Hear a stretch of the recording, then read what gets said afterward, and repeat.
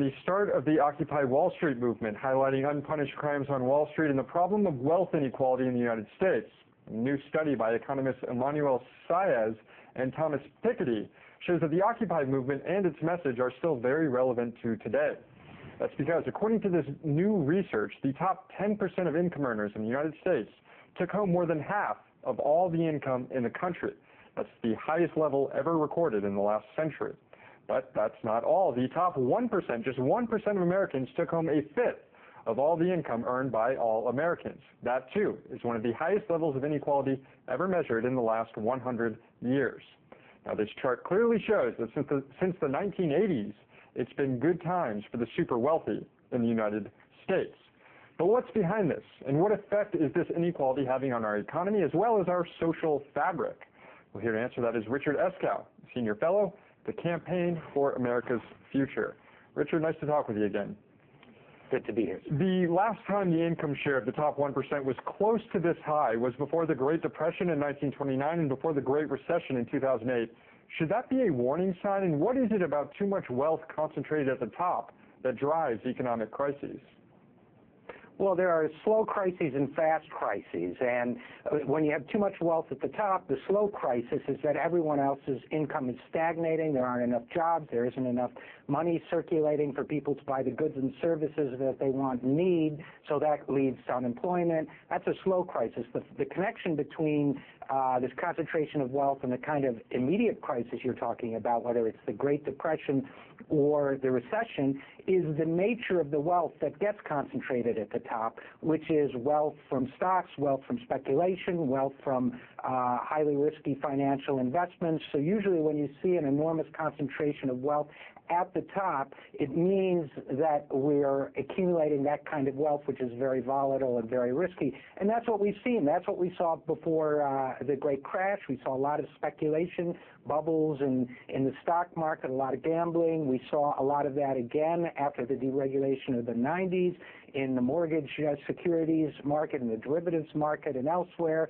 And what this is telling us now, when we see this accumulation happening again, two things. One is we didn't rescue the economy. We created a recovery for the rich and a recession for the rest. That's number one.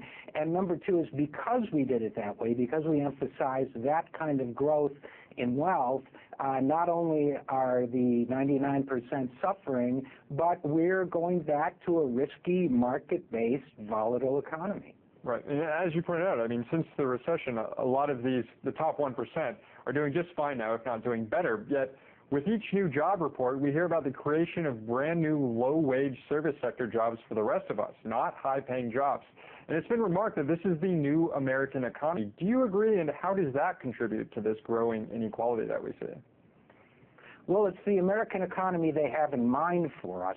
It certainly doesn't need to be the new American economy, but it's the one that a lot of people in power and a lot of people with influence and money would like to see, which is an economy of enormous wealth accumulation at the top, combined with a high unemployment, low wage service economy for the rest of us.